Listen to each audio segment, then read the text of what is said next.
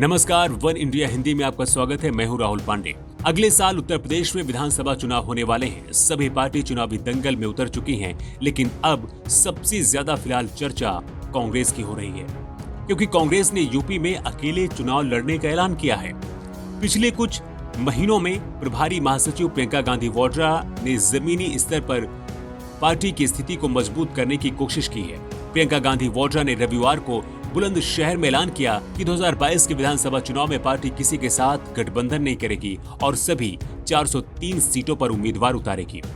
40% महिलाओं को टिकट देने की घोषणा के बाद यह प्रियंका गांधी का सबसे बोल्ड फैसला माना जा रहा है, लेकिन इसके बैकग्राउंड में जाएं तो तस्वीर कुछ और बयां होती है।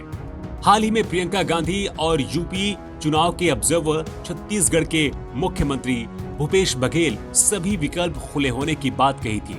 पार्टी महासचिव इमरान मसूद ने तो सपा से गठबंधन की पैरवी कर रहे थे। फिर कांग्रेस ने अकेले चुनाव लड़ने का फैसला क्यों किया? इसके पीछे की वजह बताई जा रही है।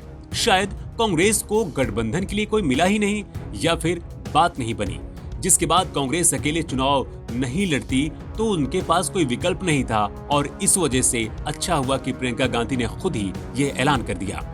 कांग्रेसियों की ओर से बार बार संकेत दिया जाता रहा है कि पार्टी प्रियंका गांधी को प्रदेश में मुख्यमंत्री का चेहरा बनाकर पेश कर सकती है।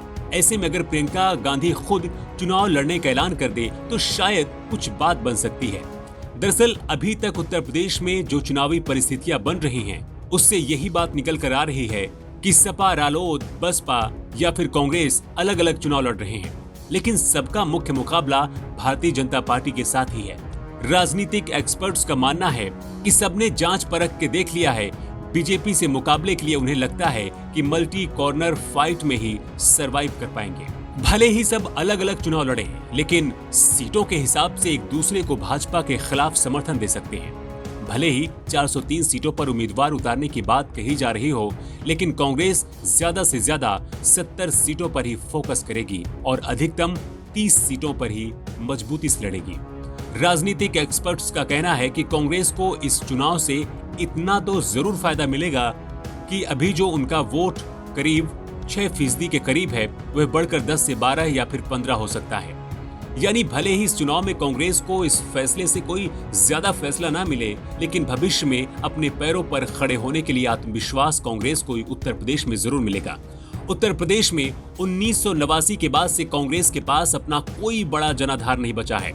उसने 2 बार 1996 में बसपा और 2017 में सपा के साथ गठबंधन करके भी देख लिया, लेकिन पार्टी को खास फायदा नहीं हुआ। 2017 के यूपी चुनाव में अखिलेश यादव और राहुल गांधी की चुनावी मित्रता को खूब भुनाने की कोशिश की गई थी, लेकिन 114 सीटों पर लड़कर भी कांग्रेस को सिर्फ 7 सीटें हासिल हुई और 29 पर जमानत जब्त हो गई। सिर्फ 6.25% वोट मिले थे। इसी तरह से 1996 में पार्टी 126 सीटों पर चुनाव लड़ी और उसके 33 उम्मीदवार जीते थे और 20 पर जमानत जब्त हो गई थी। प्रियंका गांधी वाड्रा इस बार उत्तर प्रदेश में होने वाले विधानसभा चुनाव 2022 के लिए पूरी ताकत से उतरी हैं और हर कोशिश कर रही हैं कि कांग्रेस यूपी में अच्छा प्रदर्शन करे। इस खबर में इतना ही। ज्यादा अपडेट्स के लिए आप बने रहिए वन इंडिया हिंदी के साथ।